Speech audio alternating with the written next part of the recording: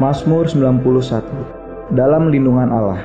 Orang yang duduk dalam lindungan yang maha tinggi dan bermalam dalam naungan yang maha kuasa akan berkata kepada Tuhan, tempat perlindunganku dan kubu pertahananku, Allahku yang kupercayai. Sungguh, dialah yang akan melepaskan engkau dari jerat penangkap burung, dari penyakit sampar yang busuk. Dengan kepaknya ia akan menudungi engkau, di bawah sayapnya engkau akan berlindung. Kesetiaannya ialah perisai dan pagar tembok. Engkau tak usah takut terhadap kedahsyatan malam, terhadap panah yang terbang di waktu siang, terhadap penyakit sampar yang berjalan di dalam gelap, terhadap penyakit menular yang mengamuk di waktu petang. Walau 1.000 orang rebah di sisimu dan 10.000 di sebelah kananmu, tetapi ia tidak akan menimpamu. Engkau hanya menontonnya dengan matamu sendiri dan melihat pembalasan terhadap orang-orang fasik. Sebab Tuhan ialah tempat perlindunganmu, yang maha tinggi telah kau buat tempat perteduhanmu. Malapetaka tidak akan menimpa kamu, dan tulah tidak akan mendekat kepada kemahmu. Sebab malaikat-malaikatnya akan diperintahkannya kepadamu untuk menjaga engkau di segala jalanmu. Mereka akan menatang engkau di atas tangannya, supaya kakimu jangan terantuk kepada batu. Singa dan ular tedung akan kau langkahi, engkau akan menginjak anak singa dan ular naga. Sungguh, hatinya melekat kepadaku, maka aku akan meluputkannya. Aku akan membentenginya, sebab ia mengenal namaku. Bila ia berseru padaku, aku akan menjawab, aku akan menyertai dia dalam kesesakan, aku akan meluputkannya dan memuliakannya. Dengan panjang umur akan kukenyangkan dia, dan akan kuperlihatkan kepadanya keselamatan daripadaku. Amin.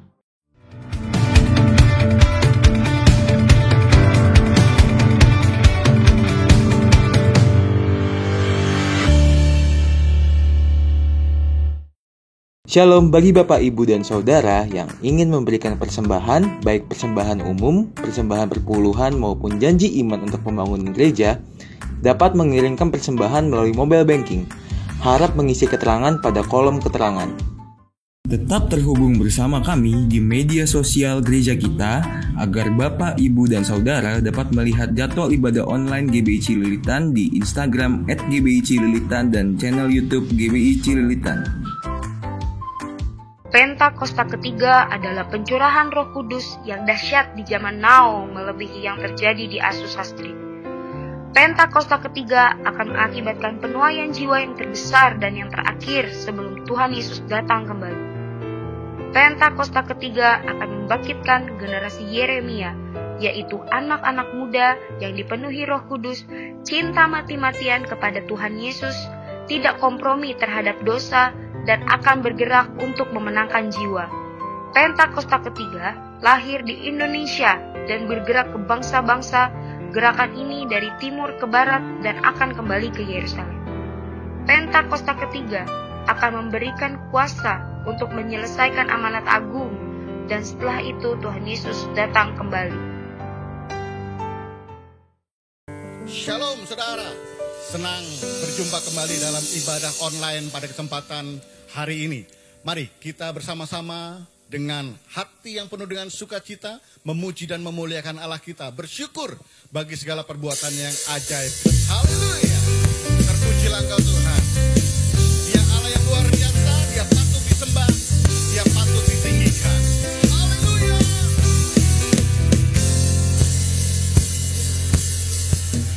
Diberi kuasa dari Raja Mulia, menaklukkan musuh di bawah kakiku. Pakai kuasa dari Raja Mulia,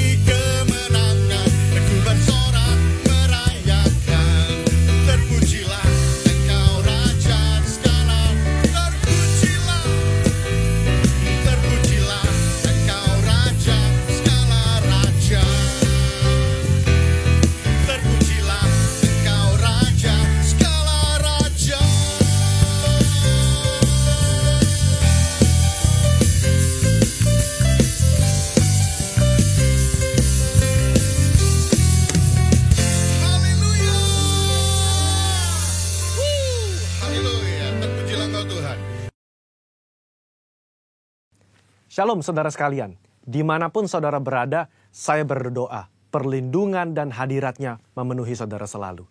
Kita akan membahas mengenai apakah boleh orang percaya menghardik setan dan juga sakit penyakit. Lalu apakah ada landasan firman dari kebiasaan yang umumnya orang Pentakosta lakukan ini? Sampai hari ini, kita masih mempercayai bahwa Allah masih mau melakukan mujizat di tengah-tengah dunia. Baik itu mujizat kesembuhan, kelepasan dari keterikatan, maupun providensia Tuhan di keseharian hidup kita. 1 Korintus 3 ayat 9 jelas berkata bahwa kita adalah kawan sekerja Allah di dunia ini. Dan Yesus mengutus umatnya untuk memberitakan Injil sembari mengusir setan demi namanya dan mendoakan mereka yang sakit. Di tengah dunia yang dipenuhi oleh sakit penyakit dan banyak kelemahan ini, apa yang dapat umat Tuhan lakukan secara rohani bagi keselamatan negeri kita? Kita berdoa dan menghardik sakit penyakit ini agar Allah berpekara dan mengadakan mujizatnya. Khususnya bagi Indonesia yang sedang dilanda COVID-19. Hal ini dilandasi dan dipagari oleh 4 hal. Yang pertama, teladan Yesus yang melakukan mujizat supernatural. Di dalam perjanjian baru, tercatat ada 7 kali Yesus mengusir setan dalam kitab Matius, Markus, dan Lukas. Dan begitu banyak catatan Yesus menyembuhkan mereka yang sakit, baik secara perorangan maupun secara khalayak ramai. Kalau kita adalah kawan sekerja Yesus dan percaya bahwa kita diberi kuasa oleh Roh Kudus untuk mengusir setan dan menyembuhkan sakit penyakit, maka kita pun akan berlaku demikian. Pengetahuan Alkitab kita akan lebih kuat jika disertai oleh pengalaman iman yang sama. Kita membaca bahwa Yesus sering melakukan kesembuhan. Dia memberikan kuasa yang sama kepada para murid. Seperti di dalam Lukas pasal yang 9 ayat yang pertama. Dikatakan, maka Yesus memanggil ke-12 muridnya, lalu memberikan tenaga dan kuasa kepada mereka untuk menguasai setan-setan dan untuk menyembuhkan penyakit-penyakit. Nah, secara global, umat Pentakosta meyakini bahwa orang percaya di zaman now juga diberikan kuasa untuk menghardik dan menyembuhkan. Gembala sidang kita, Pak Niko, mendapatkan tuntunan untuk melakukan KKR kesembuhan ilahi di dalam dan luar negeri. Tercatat, sudah ada 318 kali KKR yang dilakukan dari tahun 2006 sampai 2019. Dan juga lewat program TV yang disaksikan oleh jutaan orang yang mengalami hadirat Tuhan. Ribuan orang mengalami kesembuhan yang juga disaksikan oleh banyak orang. Itu adalah pengalaman rohani tak terbantahkan yang memperkuat pengetahuan umat tentang karakter Allah yang penuh kasih itu. Kalau kita membaca sejarah kegerakan Pentakosta secara global, maka saudara akan melihat begitu banyak mujizat supernatural yang Tuhan kerjakan lewat hamba-hambanya di berbagai belahan dunia. Itu semua semata-mata karena Allah mengasihi jiwa-jiwa dan Ia ingin semua orang diselamatkan. Yang kedua, otoritas firman Tuhan. Di dalam kehidupan orang percaya, firman Tuhan menjadi dasar dari apa yang kita lakukan sehari-hari. Kalau pertanyaannya adalah, apakah orang percaya boleh menghardik sakit penyakit dan setan? Tentu kita melihat dari teks Alkitab bagaimana Yesus dan para rasul melakukannya. Di dalam Lukas pasal yang keempat, ayat yang ke-39, mertua Petrus sakit demam keras. Petrus meminta Yesus untuk datang. Yesus menyembuhkan mertua Petrus dengan cara apa? Yesus menghardik demam itu dan penyakit itu pun meninggalkan dia. Ini yang menjadi dasar bagi orang percaya. Secara spiritual, kita berdoa dan menghardik sakit penyakit seperti yang Yesus lakukan. Di dalam Yohanes pasal ke-14 ayat yang ke-12 juga dikatakan bahwa orang percaya akan melakukan pekerjaan-pekerjaan yang Yesus lakukan. Bahkan pekerjaan yang lebih besar lagi. Pekerjaan ini mencakup mujizat-mujizat yang Yesus lakukan. Karakter kerendahan hati yang Dia tunjukkan. Dan kasih yang diberikan kepada orang-orang yang membutuhkan. Inilah yang menjadi dasar bagi orang percaya untuk melangkah dengan iman di atas dasar janji firman Tuhan. Poin yang ketiga, ketaatan kepada pemerintah. Ketika gereja mengajak umatnya untuk berdoa syafaat bagi negeri ini, bukan berarti kita tidak mentaati pemerintah dalam melakukan physical distancing atau memakai masker. Roma 13 jelas mengajarkan bahwa orang percaya diminta untuk taat dan patuh kepada pemerintah sebagai hamba Allah di dunia untuk kebaikan kita. Dalam konteks pandemi COVID-19, maka ketika kita berdoa, menghardik pandemi ini agar cepat selesai, pada saat yang bersamaan, kita juga mentaati peraturan pemerintah dalam mematuhi protokol kesehatan. Poin yang keempat, menantikan waktunya Tuhan. Ketika kita berdoa syafaat dan melakukan tindakan iman seperti menghardik hal semacam ini, tidak terlepas dari kedaulatan Tuhan. Iman yang rasional membuat kita terus-menerus berdoa dan berharap hanya kepada Tuhan, sembari mengetahui bahwa jalan manusia bukan jalannya Tuhan. Rancangan manusia bukan rancangannya Tuhan. Contoh, ketika Daud berdoa dan berpuasa demi anaknya yang sakit, sebagai penghakiman Tuhan atas hubungannya yang salah dengan Batsheba, dia melakukannya dengan tidak jemu-jemu. Tetapi ketika Tuhan berkata lain dan anak itu harus mati, maka Daud segera bangkit. Dia makan dan kembali beraktivitas. Apa yang dapat kita pelajari? Orang percaya diminta untuk terus berdoa dengan tidak jemu-jemu. Tetapi jawaban final ada di tangan Tuhan. Rentang waktu ketika kita mulai berdoa sampai adanya jawaban dari Tuhan dapat digunakan sebagai waktu pertobatan dari sisi manusia dan juga waktu untuk mencari hadirat Tuhan. Saudara, apa kesimpulannya? Iman yang rasional bukanlah iman yang buta dan gegabah. Iman yang melibatkan akal budi dan pikiran kita sangat diperlukan dalam meresponi pandemi COVID-19 ini. Kita tetap mempercayai mujizat Allah di tengah bangsa kita. Kita berdoa untuk pemerintah agar diberi hikmat menyelesaikan pandemi ini. Dan kita pun mentaati protokol kesehatan, menjaga jarak, mencuci tangan, dan memakai masker. Saya berdoa agar kita semua mau ambil bagian untuk berdoa dan bersyafaat bagi bangsa Indonesia. Saudara-saudara, untuk penjelasan lebih lengkapnya dari tim teologi kami, jangan lupa buka link yang ada di atas atau scan barcode yang tersedia. Tuhan Yesus memberkati saudara sekalian. Amin. Dia Allah yang luar biasa, Dia Allah yang dahsyat, Dia Allah yang perkasa, tidak ada Allah selain Dia. Mari terus kita sembah dan tinggikan Allah kita. Dia Allah yang luar biasa, terpujilah Engkau Tuhan Yesus. Haleluya. Terima kasih Tuhan. Jiwa kami merindukan Engkau Tuhan. Kami sungguh-sungguh rindu Engkau hadir menjamah setiap kami. Kami rindu Tuhan, Engkau penuhi kami dengan Roh-Mu yang baru. Terima kasih Tuhan. Terima kasih Roh Kudus. Terus mengalir dan terus mengalir. Jamah setiap kami. Puaskan setiap kami Tuhan. Haleluya. Terima kasih Tuhan. Jiwaku merindukan-Mu. Ya Allah yang hidup, jiwaku haus kepadamu. Ya Allah yang hidup, jiwaku merindukan-Mu.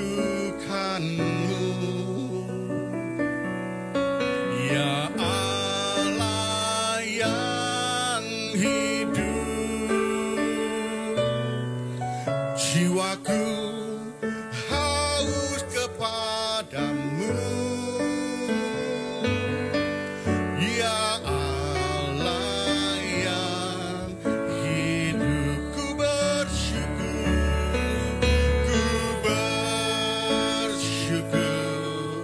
kepadamu, sumber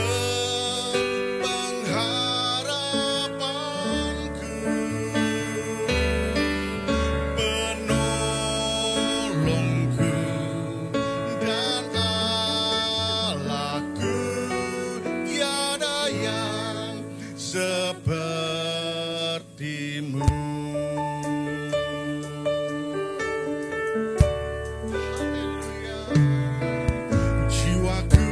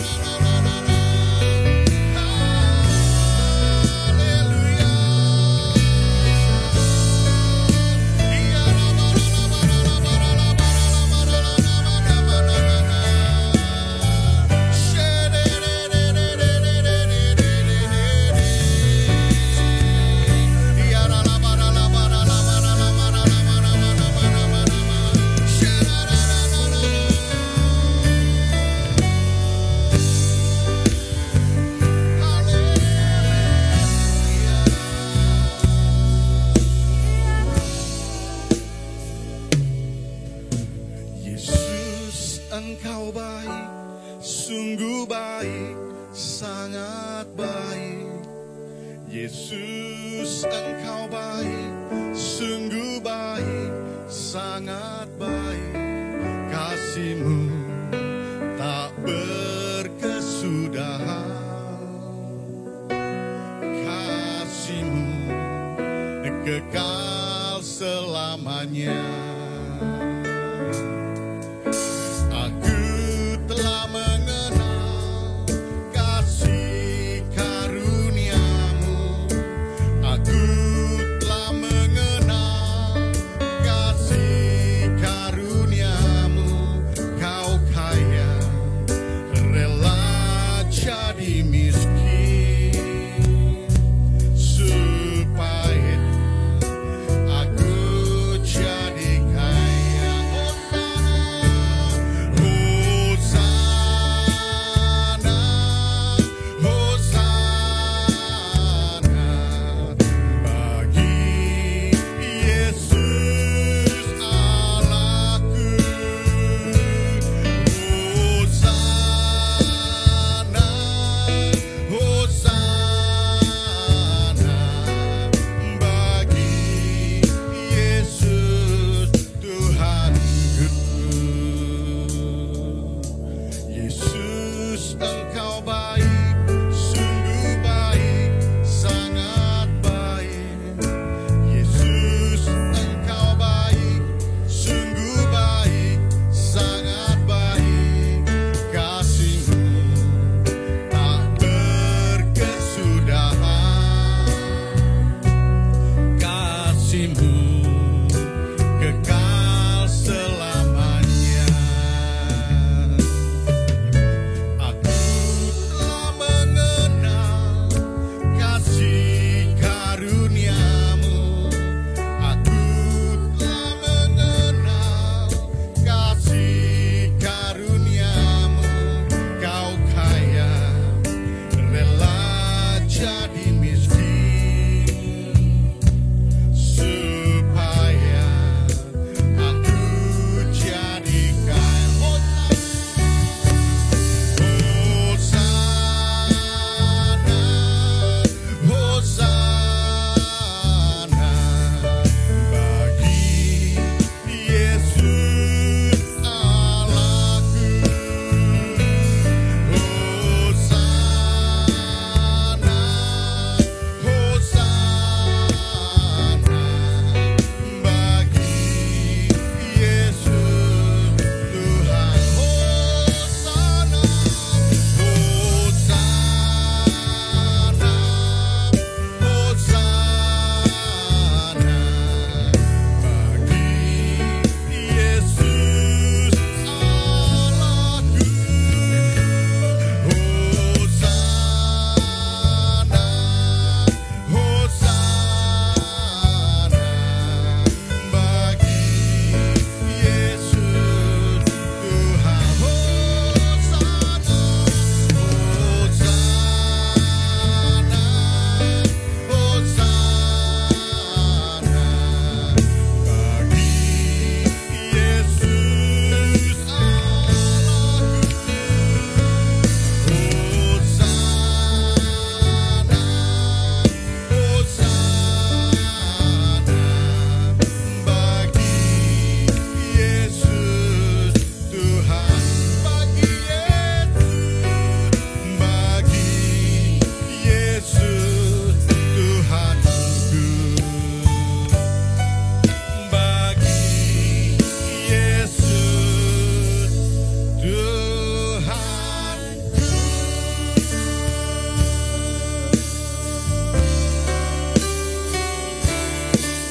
Haleluya.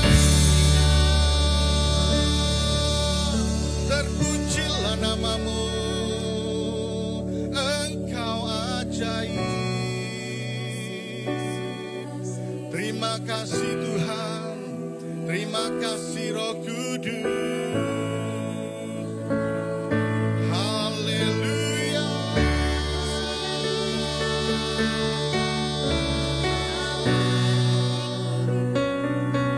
Haleluya. Terima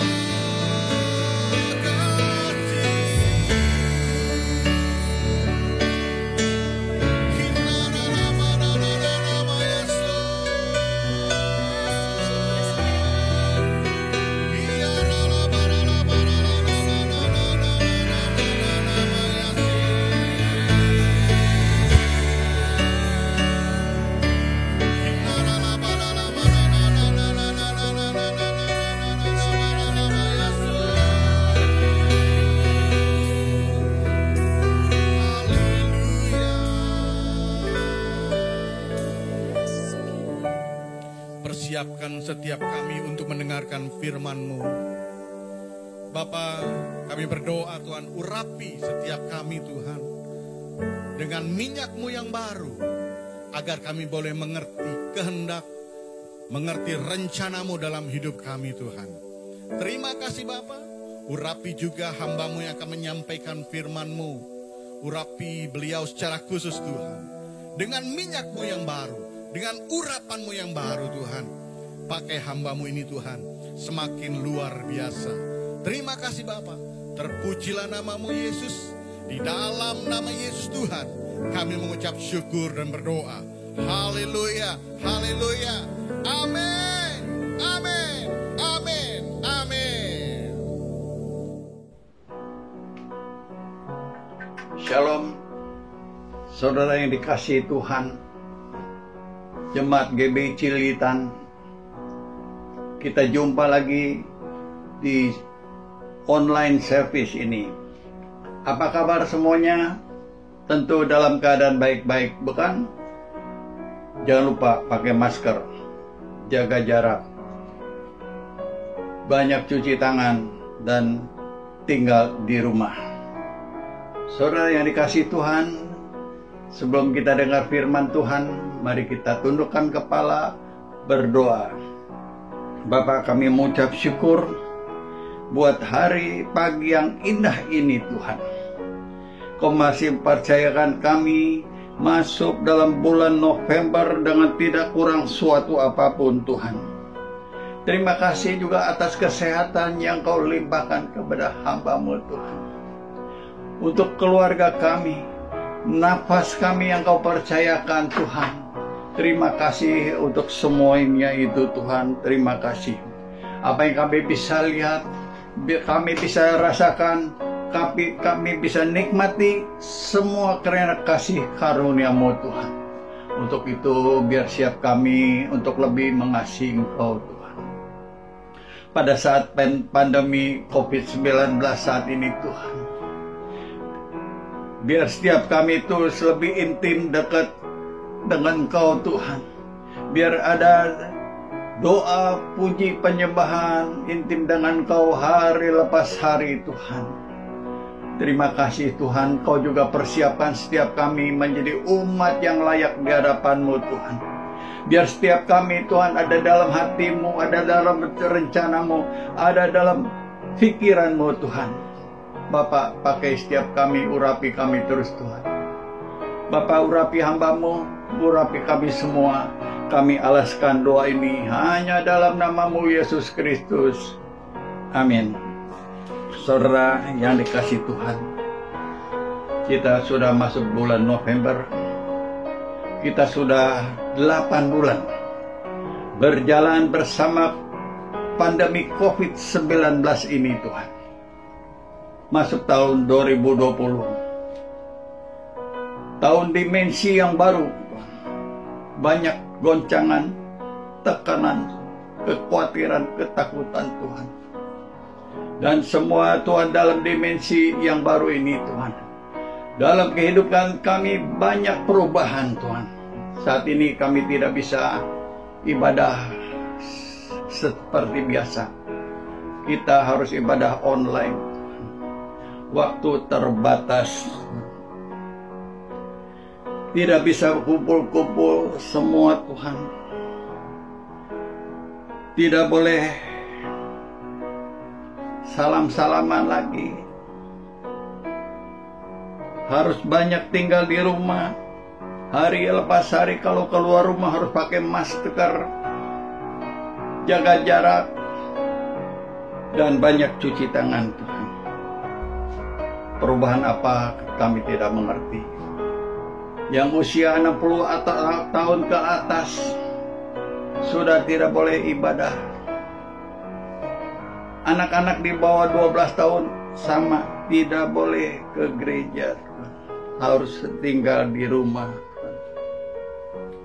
Saudara yang dikasihi Tuhan, dalam perjalanan kehidupan kita sebagai orang percaya, tidak pernah lepas dari masalah. Ada kita harus menghadapi 3 masalah besar dalam kehidupan kita yang sampai akhir pun tidak pernah selesai ini masalah ini, Tuhan. Pertama, mengenai ekonomi. Saat ini banyak perusahaan-perusahaan yang bangkrut, banyak yang di PHK. Yang kedua, mengenai keluarga, suami istri, Tuhan, anak, mertua, mantu, banyak masalah. Dan kita sesama pelayan Tuhan, kita dibentuk, besi menajamkan besi, manusia menajamkan sesamanya, Tuhan. Selamanya, Tuhan, kita akan menghadapi seperti itu. Yang ketiga, hal keamanan. Banjir bandang, gempa bumi, kecelakaan, ada garong, begal, terutama dalam menghadapi COVID-19. Banyak ketakutan, kekhawatiran, kita takut sakit penyakit, sakit jantung, ginjal, cuci darah, dan sebagainya, Tuhan. 3 hal ini tidak pernah selesai sampai Tuhan datang kedua kali menjemput kita. Kita sebagai prajurit-prajurit Kristus yang gagah perkasa harus menjadi umat pemenang. Kita harus berbuah, berakar, bertumbuh dalam kekristenan. Kita harusnya menjadi umat pemenang. Kita harus bertumbuh terus dalam kekristenan ini, Tuhan. Saudara yang dikasihi Tuhan, mari kita baca Kolose 1 ayat 4. Karena kami telah mendengar tentang imanmu dan kasih Kristus, dan tentang kasih-Mu terhadap semua orang yang kudus. Saudara yang dikasihi Tuhan, kita harus bertumbuh di dalam iman dan kasih. Jadi iman tumbuh dari pendengaran akan firman Tuhan. Kita tidak boleh lepas dari tidak membaca Alkitab. Kita harus selalu membaca Alkitab. Baca dengan suara Tuhan, mendatangkan iman. Suara itu, firman Tuhan akan mendatangkan kekuatan iman untuk kita. Saudara yang dikasihi Tuhan, pada saat pandemik ini, kita banyak tinggal di rumah. Jangan lupa jangan putus-putusnya terus membaca Alkitab. Yang kedua, kita harus bertumbuh dalam iman. Yang kedua, kita harus tumbuh dalam kasih. Kasih itu harus terima dari Allah, Bapa dari sorga. Saudara, kasih itu tidak bisa kita harapkan dari manusia. Sebab kasih dari manusia itu terbatas, selalu mengecewakan, dan kasih dari manusia itu bersyarat. Kasih kita, terutama kita harus bisa merasakan keintiman dengan Allah, masuk dalam hadiratnya. Sumber kasih adalah keintiman dengan Allah, masuk dalam hadiratnya. Setiap anak Tuhan yang belum bisa merasakan keintiman dengan Allah, masuk dalam hadiratnya, maka sebenarnya dia belum masuk ke standar kekristenan, belum masuk ke fase yang sesungguhnya dalam kekristenan itu. Saudara yang dikasihi Tuhan, setiap kita harus ada doa puji penyembahan, biar masuk dalam hadiratnya, biar ada komunikasi dengan Allah. Saya ada satu kesaksian. Saya bertobat tahun 97. Dulu saya agama Konghucu, sama dengan tidak punya agama. Saudara yang dikasihi Tuhan, saat saya ibadah dengan sungguh-sungguh di hadirat Tuhan, maka hadirat Tuhan itu menyentuh hati kami.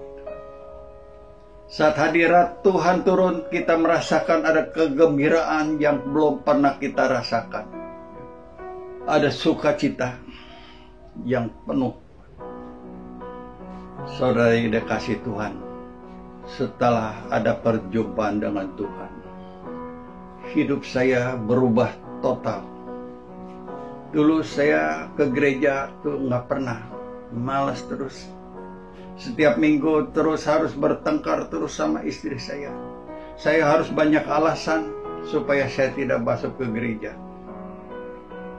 Saudara yang dikasihi Tuhan, saat disentuh, dulu saya ke gereja, kalau di gereja duduk, saya nggak betah seperti cacing kepanasan, mau cepat-cepat selesai dan pulang. Tapi setelah saya dijamah oleh Tuhan, dikembalikan kasih dari dijamah oleh kasih Tuhan, hidup saya berubah total. Hingga saya hari ini tetap bergairah di hadapan Tuhan. Saya 97 bertobat. Saya sudah 23 tahun menjadi umat Kristen. Saat saya bertobat, usia saya sudah 54 tahun. Saat ini saya sudah menjadi orang Kristen 23 tahun. Saudara yang dikasihi Tuhan, saat saudara bisa masuk keintiman dengan Tuhan, masuk dalam hadirat Tuhan, sejelek apapun hatimu, akan Tuhan ubah sedikit demi sedikit oleh Tuhan. Saat ada pengabaan hadirat Tuhan turun, kita lebih bergairah, sering ingin lebih memberi, bisa mengampuni, bisa mengasihi. Saudara yang dikasihi Tuhan, bukan cuma itu saja, hatimu bukan makin kecil, tapi hatimu makin besar. Artinya, saudara bisa mengasihi banyak orang. Saudara bisa menerima banyak orang, termasuk orang yang telah menyakiti saudara, yang telah merugikan saudara, bisa diterima lagi. Lebih bergairah melayani. Saudara yang dikasihi Tuhan, bukan cuma itu saja, saudara juga bisa menghadapi tantangan yang makin besar, menghadapi pergumulan lebih tenang lagi. Semua itu bukan kuat gagah kita, semua itu karena kasih karunia Tuhan, karena Roh Kudus itu ada dalam hati kita semua. Ada hadirat Tuhan. Saat menghadapi masalah, proses, tantangan, goncangan, apapun, belajar, percaya, dan berharap kepada Tuhan Yesus. Dengan banyak doa, puji, penyembahan, melepaskan pengampunan. Saudara yang dikasihi Tuhan, melalui berbagai proses, Tuhan akan membawa setiap kita naik level. Seumur hidup kita akan mengalami proses. Kita akan menjadi lebih dewasa. Lewat proses kita lebih mengenal Tuhan lagi. Kalau ada proses, jangan menghindar, meninggalkan pelayanan. Duduk di kaki Tuhan, mengandalkan Tuhan, berharap kepada Tuhan. Senjata kita hanya mengucap syukur kepada Tuhan. Terima kasih Tuhan, Kau memberi masalah, tekanan, goncangan seperti ini. Dan kedua, kita harus banyak mengampuni, lepaskan pengampunan, memberkati orang yang telah merugikan kita. memberkati orang yang telah menyakiti hati kita. Yang ketiga, kita harus intim terus dengan Tuhan. Ada doa puji penyembahan. Ada doa puji penyembahan sampai hadirat Tuhan turun. Harus tumbuh dalam iman, kasih. Harus menang lewat peperangan, harus menang.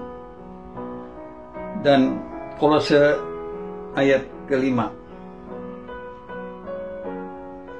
Oleh karena pengharapan yang disediakan bagi kamu di sorga, tentang pengharapan yang telah lebih dahulu kamu dengar dalam firman kebenaran, yaitu Injil. Saudara yang dikasihi Tuhan, kita harus mempunyai pengharapan. Kita harus dalam kekristenan sebagai orang percaya harus mempunyai tujuan hidup. Ada sesuatu untuk masa depan kita. Kalau kita ditanya seperti anak kecil, habis ini sekolah, SD, SMP, SMA, kuliah, lulus bekerja, punya rumah, punya mobil, berkeluarga, dan punya anak. Dan setelah itu ngurus cucu. Saudara yang dikasihi Tuhan, kalau hidup seperti itu tidak punya tujuan hidup. Saudara yang dikasihi Tuhan, hidup itu kita dipanggil lebih dari itu. Kita terpanggil untuk melihat, menikmati janji-janji Tuhan. Kita dipanggil untuk menapi, melihat janji-janji Tuhan dalam kehidupan kita. Kita diciptakan secara khusus. Kita didesain secara khusus untuk menyelesaikan bagian kita masing-masing, tugas pekerjaan kita masing-masing. Saya tidak bisa menyelesaikan pekerjaan saudara. Saudara pun tidak bisa menyelesaikan pekerjaan saya. Setiap kita ada jalurnya masing-masing. Ada pertandingan pekerjaan yang harus kita selesaikan. Ada target yang harus kita capai. Dan ada rencana Tuhan dalam hidupmu. Ada 6 hal. Saudara dikasih Tuhan, ada cerita. Ada nenek-nenek yang meminta-minta. Dari rumah ke rumah semua diusir. Dari rumah ini diusir. Nenek itu datang ke rumah anak muda itu. Lalu anak muda itu memberi apa yang nenek mau. Kasih makan, minum apa yang nenek mau. Nenek itu bilang, "Nak, kau sungguh baik.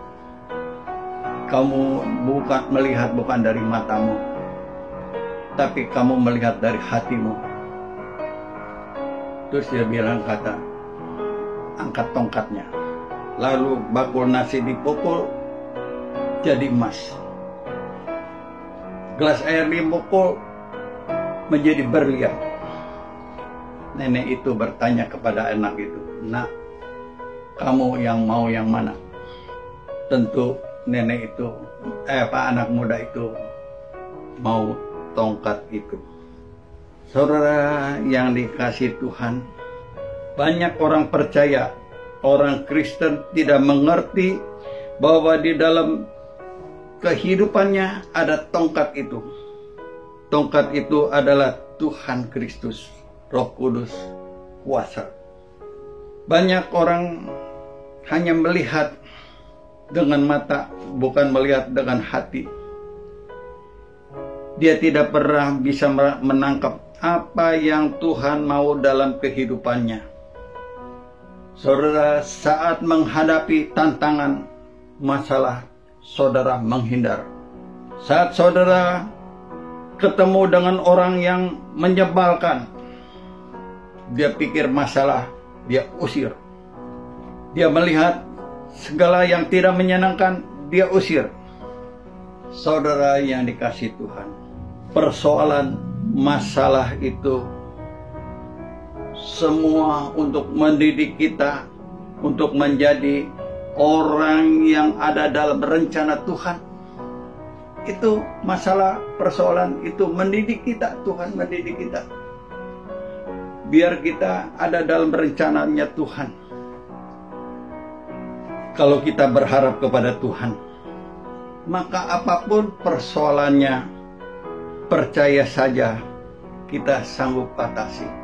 Masalah apapun kita pasti bisa atasi. Kita hanya mengucap syukur, memberkati, dan intim dengan Tuhan.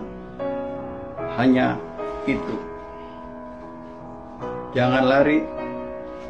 Hadapi masalah. Kita sanggup mengatasi. Percaya sabar Tuhan. Tongkat ajaib itu diberikan kepada orang yang bisa melihat. Bukan melihat tantangan, masalah, persoalan, proses, dan segala macam. Bukan melihat itu. Tapi bisa melihat apa yang perlu kita lakukan. Saat ada masalah yang menyebalkan atau apapun, apa yang kita harus lakukan. Seperti anak muda itu. Dia melihat apa yang perlu dia lakukan, yaitu memberi makan. Tidak main usir-usir, beri makan. Posisi saudara ada di mana? Kalau saudara ada pengharapan, saudara jadi orang yang bisa melihat apa yang harus kita lakukan. Dalam Alkitab berkata, Musa saat pukul air dengan tongkat itu, maka laut terbelah. Saudara yang dikasih Tuhan, yang hebat itu bukan tongkatnya, tapi penyertaan Tuhan dalam kehidupannya. Amin saudara. Penyertaan Tuhan dalam kehidupannya. Ada masalah apapun, hadapi. Berharap kepada Tuhan. Kalau kita berharap kepada Tuhan, maka kita diberi sesuatu kekuatan yang baru. Seperti Raja Wali yang naik terbang tinggi dengan kekuatan sayapnya. Kita berlari tidak menjadi lelah. Kita berjalan tidak menjadi lesu. Semua karena kekuatan Dia. Saudara yang dikasihi Tuhan, saya akan tutup dengan suatu kesaksian. Beberapa tahun lalu, saat saya ketemu orang, saya kenal. Dia bilang, Pak, kalau istri saya melahirkan, minta tolong bantuan Pak ya. Ya, dia bilang. Terus sampai saatnya melahirkan anaknya dengan selamat, tapi ibunya ada kelainan, maka dibawa ke rumah sakit lain. Setelah 1-2 hari, bayi yang ada di rumah sakit dibawa pulang oleh adik-adiknya ke rumah. Sehari kemudian meninggal itu anak. Saat meninggal, orang itu bawa anak yang sudah meninggal itu ke rumah saya. Saya kaget sekali. Saya belum pernah merasakan seperti itu. Itu tepat pada hari ulang tahun saya. Hari kelahiran saya. Saya mau marah. Mau ngusir pulang. Tapi ada sesuatu yang Tuhan taruh dalam hati saya. Ibunya yang telah melahirkan, anaknya sudah meninggal. Tentu ibu yang melahirkan ingin melihat anaknya yang sudah meninggal. Saya suruh istri saya mendebus ke rumah sakit. Pas dia udah sehat, tebus pulang. Saudara yang dikasih Tuhan, saya tadinya mau nyumbang 100 atau 200 ribu. Ternyata setelah nebus di rumah sakit, bukan 100, 200 lagi, tapi lumayan besar. Saat tiba di rumah, mereka kumpul. Saat dikubur, dia nggak ada tempat di mana-mana. Saya izin ke RT RW. Saya beli kafan, semua keperluan saya lengkapi sampai selesai penguburan. Dan mereka pulang. Saudara yang dikasihi Tuhan, setelah itu apa yang terjadi? Saya sudah lama keliling, lewatin dataran padang pasir. Ini negara Mesir, ini negara Israel. Saya sering lewat. Saya hanya tahu orang Israel itu hebat-hebat, perangnya jago, buah-buahnya bagus-bagus. Saya tidak tahu bahwa Tuhan Yesus lahir di situ. Saat beberapa tahun aja sejak saya jadi orang Kristen, saya sering dengar, oh Tuhan Yesus lahir di Bethlehem, Yerusalem. Saya ada kerinduan itu di situ. Saya sering mondar-mandir lewat padang gurunnya daerah Israel. Dan kedua yang ada di dalam hati saya sudah keliling banyak negara, tapi saya belum menginjak Bali. Hanya itu aja. Saudara yang dikasihi Tuhan, tiba-tiba ada yang memberi tiket pasang ke Israel. Saudara yang dikasihi Tuhan, saya ke Israel. Saya sudah 3 kali. Ke Bali yang saya rindu-rindukan, saya sudah ke Bali 6-7 kali. Itu bukan biaya sendiri, bukan ada niat saya, yuk kita mau Israel, bukan. Ada tangan Tuhan yang memberi. Saudara yang dikasihi Tuhan, hidup kita lebih dari itu. Biar kita ada tujuan hidup, ada masa depan dalam kehidupan kita, dan kita harus menikmati janji-janji Tuhan. Kita harus menjadi umat pemenang. Banyak puji penyembahan, biar hati kita dipenuhi Roh Kudus-Mu. Biar ada sukacita, suasana surga terjadi dalam kehidupan kita. Ada masalah apapun, Tuhan yang akan menjaga hati kita. Itu kesaksian saya. Saatnya kita akan masuk dalam perjamuan kudus. Roti dan anggur lambang tubuh Kristus. Perjamuan kudus ada perjamuan Tuhan Yesus sendiri. Setiap kita masuk dalam perjamuan kudus, pesan Tuhan kepada kita semua, biarlah ini menjadi peringatan akan daku kata Tuhan. Mari tundukkan kepala. Mari kita merenungkan, siapakah kami ini sebelum mengenal Engkau? Kami adalah umat yang berdosa. Upah dosa adalah maut. Tetapi Engkau yang tidak berdosa turun dari surga mulia, menggantikan kami semua dengan segala penderitaan yang luar biasa. Bahkan Engkau mati di kayu salib. Bapa, sungguh baik Engkau. Bahkan Engkau mengangkat kami menjadi anak-anak-Mu. Kau juga memberkati setiap kami yang mengandalkan Engkau, Tuhan. Tuhan, Kau sungguh baik. Sungguh baik, Tuhan. Tuhan akan memberkati kita melalui perjamuan kudus. Tuhan mau kita makan, minum dengan cara yang benar. Mari kita masing-masing berdoa. Introspeksi diri kita masing-masing. Jangan ada yang menyimpan dosa. Jangan ada yang menyimpan kebencian. Jangan ada menyimpan dendam. Mari masing-masing datang di hadapan Tuhan. Minta ampun sama Tuhan. Bapa, Kau melihat anak-anak-Mu datang di hadapan-Mu, Tuhan. Layakkan mereka, Tuhan, masuk dalam perjamuan kudus ini, Tuhan. Terima kasih, Tuhan. Terima kasih. Layakkan mereka, Tuhan. Saat ini akan masuk dalam perjamuan kudus dan hati penuh sukacita, Tuhan. Terima kasih Tuhan. Berkati roti dan anggur ini. Kau sendiri yang melaksanakan perjamuan kudus ini Tuhan. Makasih Tuhan. Mari sembah Dia. Sikalalalabalabalabalabala.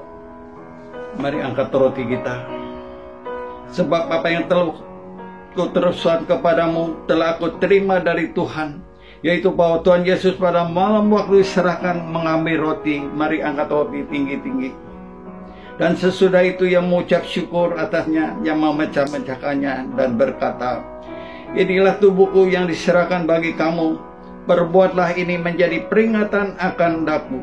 Saudara dikasih Tuhan, bukankah roti yang kita pecah-pecahkan adalah persekutuan dengan tubuh Kristus? Amin. Mari kita minum, makan dalam nama Tuhan Yesus.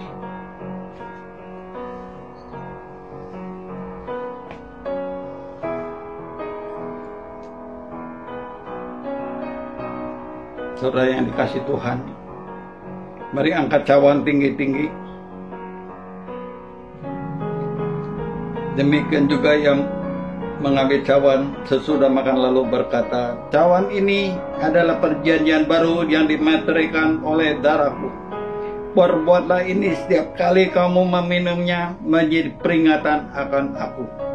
Saudara yang dikasih Tuhan, bukankah cawan pengucapan syukur yang atasnya kita ucapan syukur adalah persekutuan dan darah Kristus? Amin. Mari kita minum bersama dalam nama Yesus.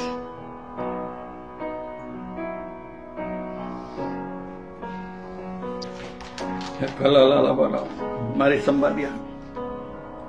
Sembah Dia.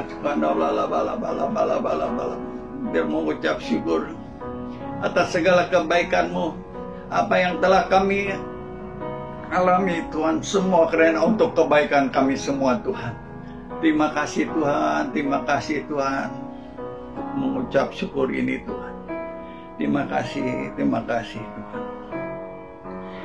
Terima kasih Tuhan atas lawatan-Mu, atas berkat-berkat-Mu, atas yang sakit telah Kau sembuhkan, yang berbeban berat menjadi kelegaan, yang terbelenggu tertekan telah Kau bebaskan Tuhan, yang lemah Kau beri kekuatan, yang kekurangan Kau beri kecukupan.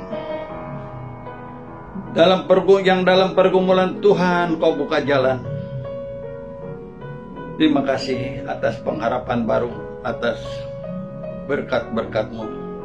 Berkati keluarga demi keluarga, biar seluruh keluarga diberkati. Dalam pekerjaan, dalam usaha, Tuhan, beri penghasilannya Tuhan.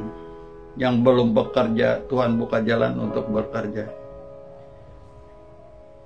Anak-anak Tuhan yang sekolah online, beri kekuatan, kesabaran, biar ada semangat yang baru Tuhan. Untuk anak-anak Tuhan yang lagi sekolah online ini Tuhan, berkati semua Tuhan. Bala. Mari angkat kedua tangan saudara Tuhan. Mari berbahasa roh. Mari berbahasa roh.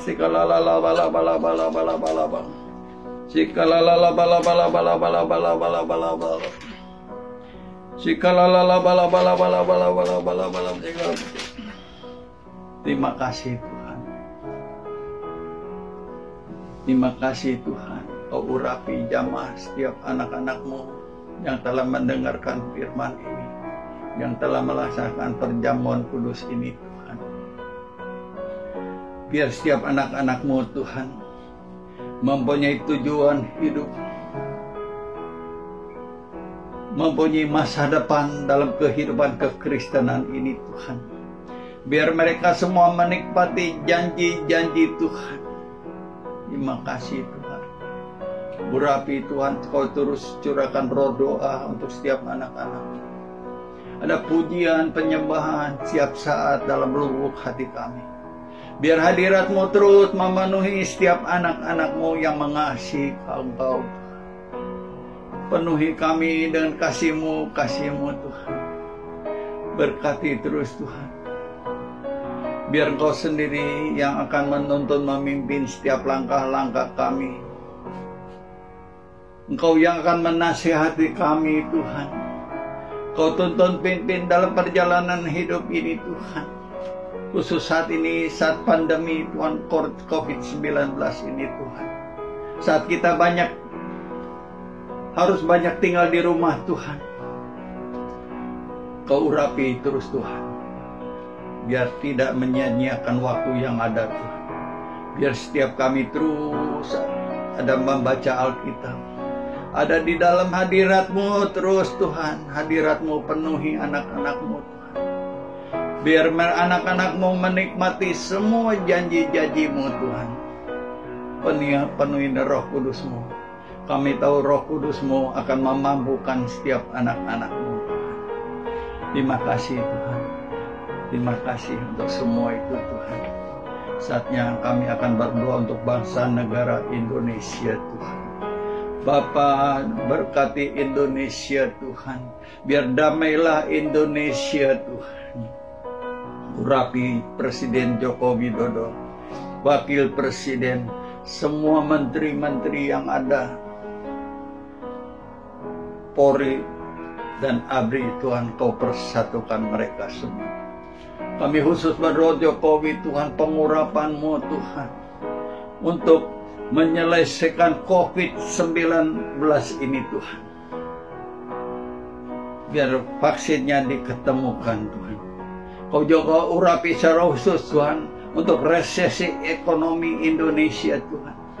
Biar Kau yang akan pulihkan, Tuhan. Pulihkan, Tuhan. Biar rakyat Indonesia damai, makmur, Tuhan. Persatukan negara Indonesia ini, Tuhan. Kami juga berdoa untuk pemimpin rohani kami. Kami berdoa terus Gembala Sidang Paniko, Tuhan. Urapi secara khusus, Tuhan. Untuk lebih peka lagi terhadap tuntunan-Mu, Tuhan. Untuk pesta Pentakosta ketiga terjadi mulai dari Indonesia sampai ke bangsa-bangsa, bahkan sampai kembali ke Yerusalem, Tuhan. Urapi secara khusus. Untuk menyelesaikan amanat agung-Mu, Tuhan. Pakai, Tuhan, generasi Yeremia ini, Tuhan.